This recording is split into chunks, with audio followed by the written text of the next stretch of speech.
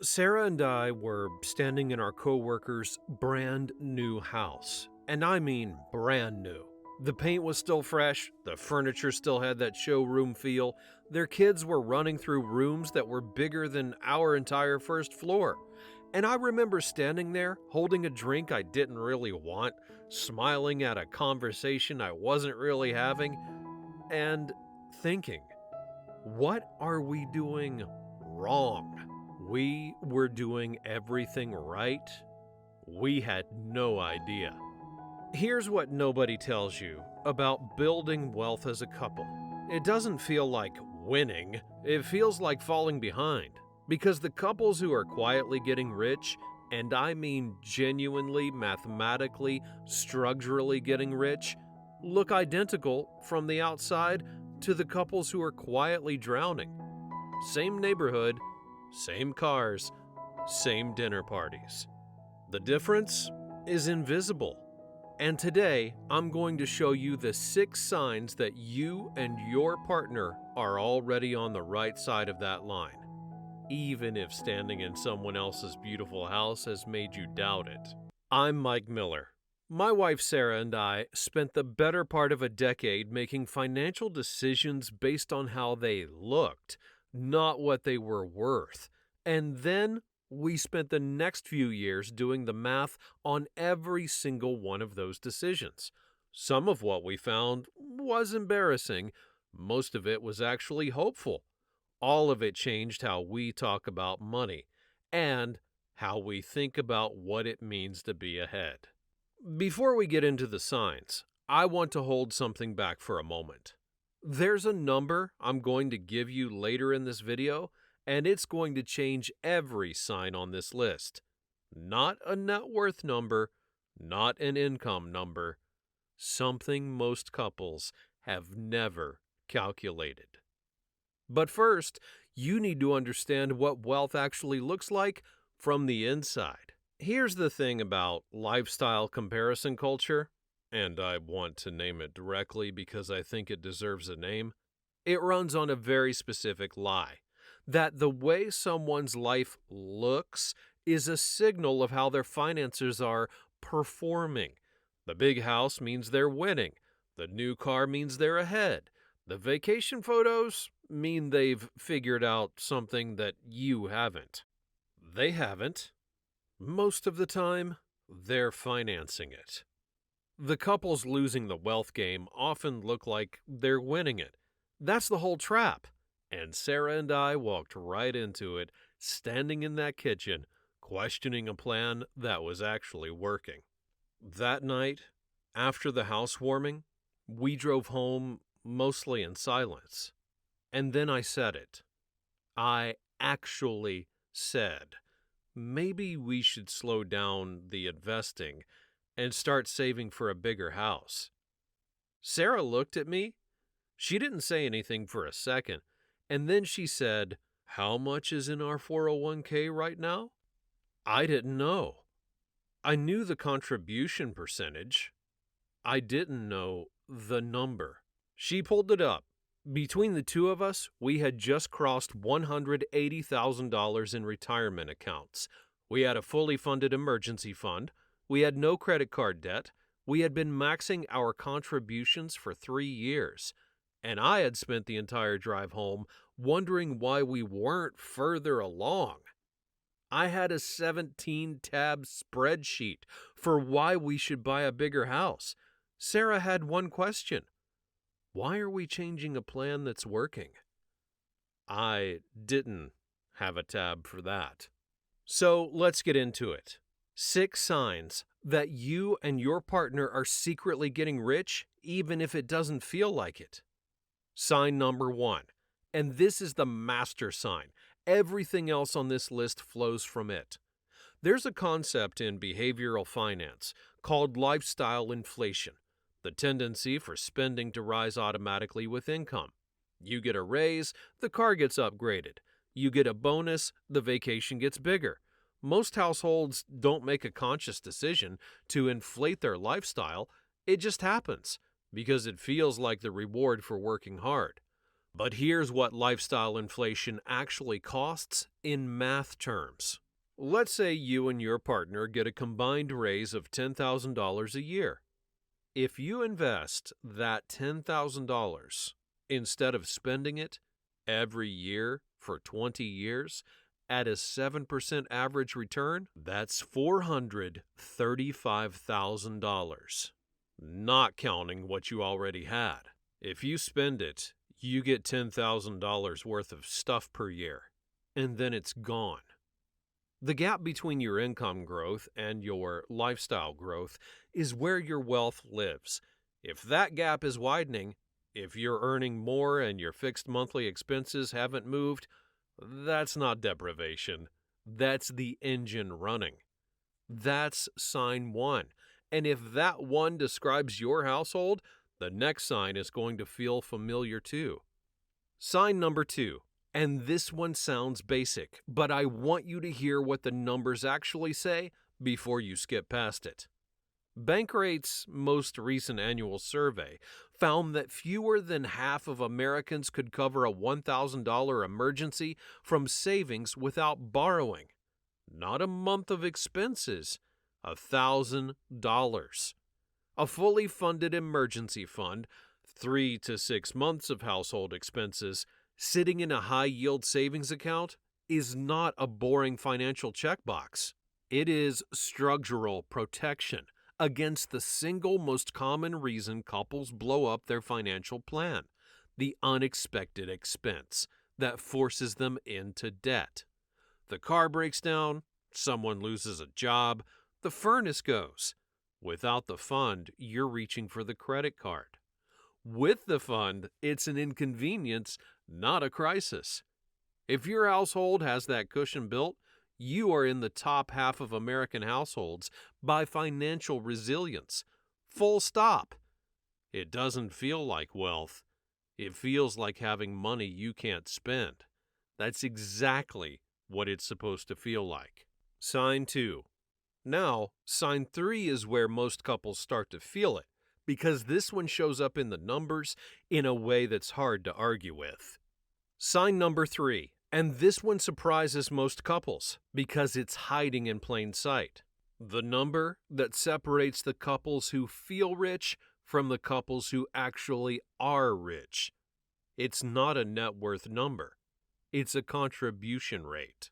Vanguard's How America Saves report consistently shows that the average 401k contribution rate across all participants is around 7%. The couples quietly building real wealth? They're at 15%, 20%, maxing the legal limit. In 2025, the 401k contribution limit is $23,500 per person. For a dual-income household, that's $47,000 a year, going into tax-advantaged retirement accounts. That $47,000 invested annually at 7% for 25 years is nearly $2 million, added to whatever you already have. But here's why it doesn't feel like progress. You can't see it. It's not in your checking account. You can't spend it.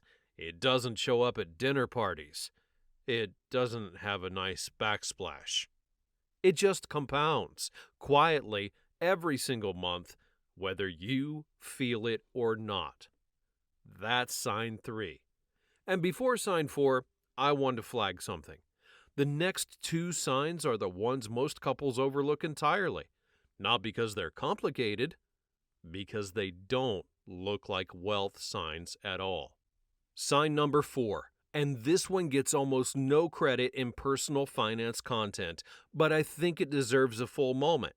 The car decision is where lifestyle comparison culture does its most visible damage, because a car is the one asset that's on display every single day.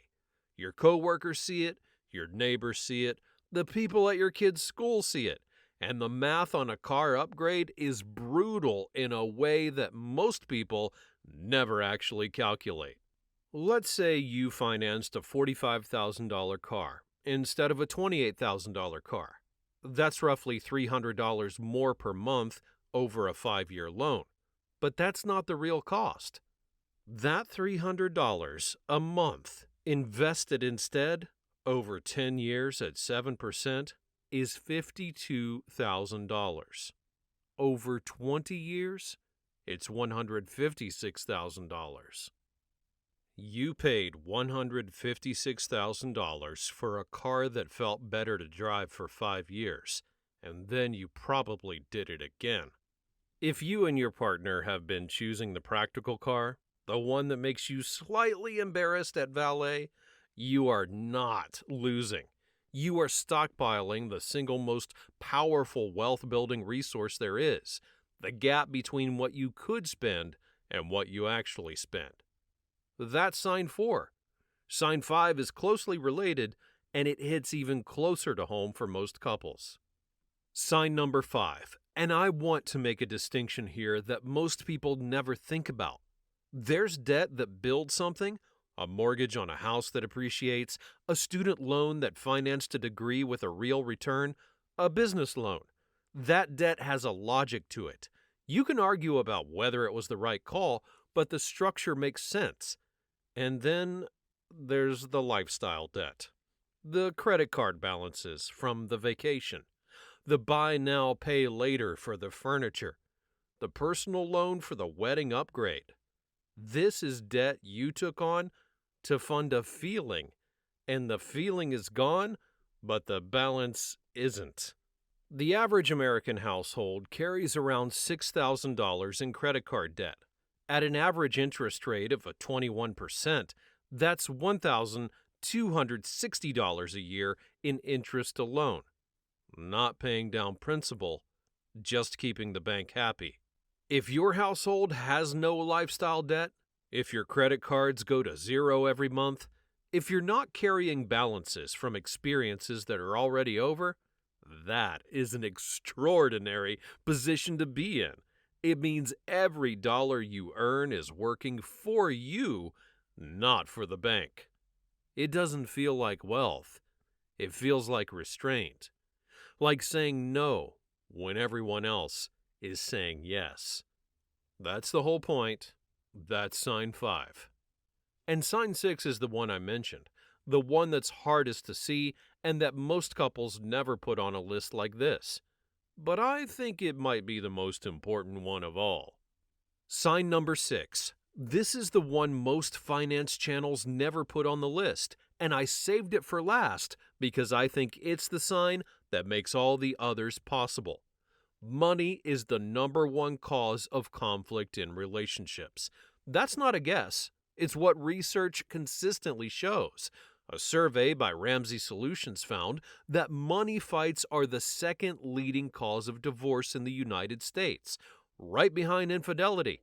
And most of those fights aren't actually about money. They're about values, fear, and control. And money is just the arena where those things surface. When Sarah and I were in our worst financial habits, we weren't fighting about dollars. We were fighting about security, about priorities, about what kind of life we were building together, and whether we were building it together at all. But here's the thing nobody talks about. Stopping the fights is only half of it. The couples quietly building real wealth didn't just stop arguing. They replaced the arguments with something better. They know their exact net worth, and they update it together. They've talked about what happens if one of them loses a job. They've looked at their retirement projections and decided whether they're on track. They've had the conversation about whose career takes priority if someone gets an opportunity in another city. They've talked about what financial independence actually looks like, not as an abstract dream, but as a number with a timeline. That level of financial intimacy is rare. And it's not just emotionally valuable, it's mathematically valuable. Couples who have aligned, explicit financial plans make better decisions faster, avoid more costly mistakes, and stay the course through market volatility in a way that unaligned couples simply can't. If you and your partner can have a budget conversation without it turning into a fight, if you know each other's balances, you've agreed on the priorities, you're actually talking about the future together. That alignment is a wealth asset. It doesn't show up on a net worth statement, but it makes every other sign on this list possible. That's sign 6, all 6. Earlier, I told you there was a number. Here it is. It's not a net worth number. It's not an income number. It's a savings rate. The research is consistent. Households that save and invest 20% or more of their gross income across time through market cycles without stopping build wealth at a fundamentally different trajectory than everyone else. Not because they earn more, because they've made a structural decision that the feeling of wealth is not the goal. The math of wealth is the goal. The couples at the housewarming that night, the ones with the beautiful kitchen, we found out later they were house poor. They'd stretched everything to get into that house. They weren't ahead of us. They just looked like it.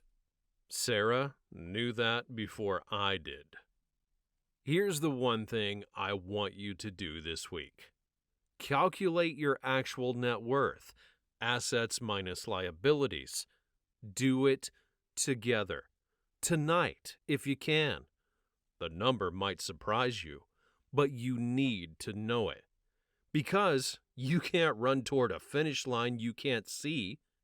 The fact that it doesn't feel like you're winning doesn't mean you're not. The scoreboard that lifestyle comparison culture built is designed to make you feel behind. The truth is in your net worth, your savings rate, and your alignment with each other. Not Instagram, not someone else's kitchen. If even 3 or 4 of the signs in this video describe your household, you are further along than you think. Go talk about it tonight.